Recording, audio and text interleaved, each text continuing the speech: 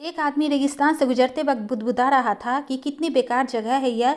बिल्कुल भी हरियाली नहीं है और हो भी कैसे सकती है। यहाँ तो पानी का नामो निशान भी नहीं है। तपती रेत में जैसे जैसे वह आगे बढ़ रहा था उसका गुस्सा भी बढ़ता जा रहा था। अंत में वह आसमान की तरफ देखकर झल्लाते हुए बोला, क्या भगवान, आप यहाँ पानी क्यों नहीं दे देते? अगर यहाँ पानी होता तो यहाँ पेड़ पौधे उगा सकते थे और तब यह जगह कितनी खूबसूरत बन जाती। ऐसा बोलकर वह आसमान की तरफ देख रहा था कि मानो भगवान के उत्तर की प्रतीक्षा कर रहा हो। तभी एक चमत्कार होता है। उसके सामने एक कुआं नजर आता है। वह कुआं पानी से लबालब भरा होता है।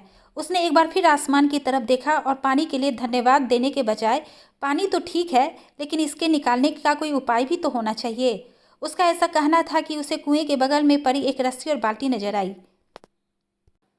इस बार उसे अपनी आंखों पर यकीन नहीं हुआ। उसे कुछ घबराहट हुई और फिर उसने आसमान की तरफ देखा और कहा, लेकिन मैं इसे ढोऊंगा कैसे? तभी उसे महसूस होता है कि कोई उसे पीछे से छू रहा है। पलट कर देखा तो एक ऊँट उसके पीछे खड़ा था। अब वह आदमी एकदम घबरा जाता है। उसे लगता है कि कहीं वह रेगिस्तान को हरियाली लाने के काम में न फंस जाए और इस बार वो आसमान की तरफ देखे बिना तेज कदम से आगे बढ़ने लगता है। अभी उसने 2-4 कदम ही आगे बढ़ाया था कि एक उड़ता हुआ पेपर का टुकड़ा उससे आकर चिपक जाता है। उस टुकड़े पर लिखा होता है, मैंने तुम्हें पानी दिया, बाल्टी दी, रस्सी दी, पानी ढोने का साधन भी दिया। अब तुम्हारे पास वो हर एक चीज़ है जो तुम रेगिस्तान को हरा भरा बनाने के लिए चाहिए। अब सब कुछ तुम्हारे हाथ में है। आदमी एक क्षण के लिए ठहरा, पर अगले ही पल वो आगे बढ़ने लगा और रेगिस्तान कभी हरा भरा नहीं बन पाया।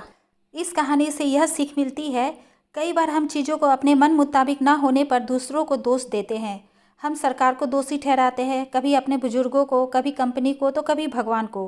पर इस दोषारोपण के चक्कर में हम इस सच्चाई को अनदेखा कर देते हैं कि एक इंसान होने के नाते हमें वो शक्ति मिली है कि हम अपने सभी सपने को खुद साकार कर सकते हैं।